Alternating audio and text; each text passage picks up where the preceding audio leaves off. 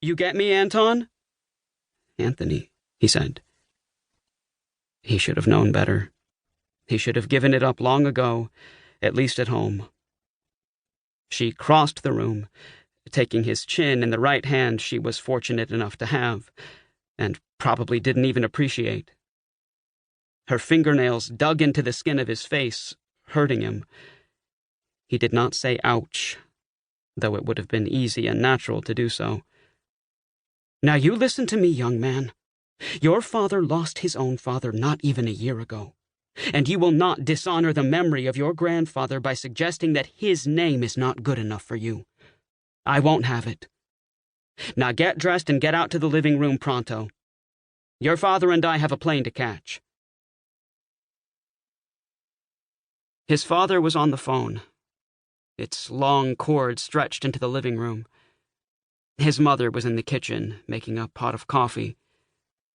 She looked at Anthony's face, then down at his pajamas and robe, her own face darkening. "I told you to get dressed. You also told me you had a plane to catch. Do you have any idea how long it takes me to get dressed? Never mind. Coffee?" "Yes, please." "Abel," she shouted, "get off the phone! We're having Christmas!" "I'm on hold with the airline," he shouted back. "I can't just hang up." She sighed a loud, theatrical sigh. Anthony sat at the breakfast counter between the living room and kitchen and watched her pour him a mug of coffee. She had first offered him coffee 9 days earlier, on his 18th birthday.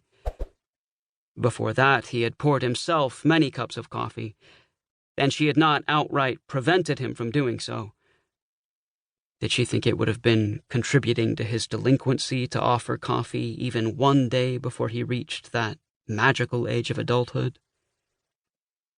She set cream and sugar in front of him, followed by the mug of fresh coffee.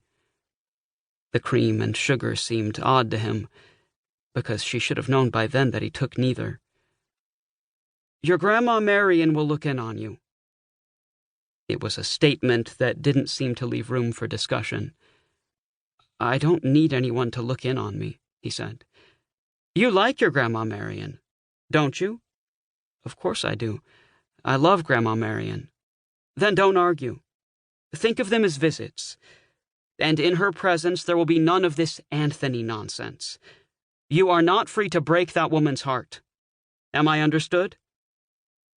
He nodded vaguely and sipped at his coffee. She had brewed it too weak.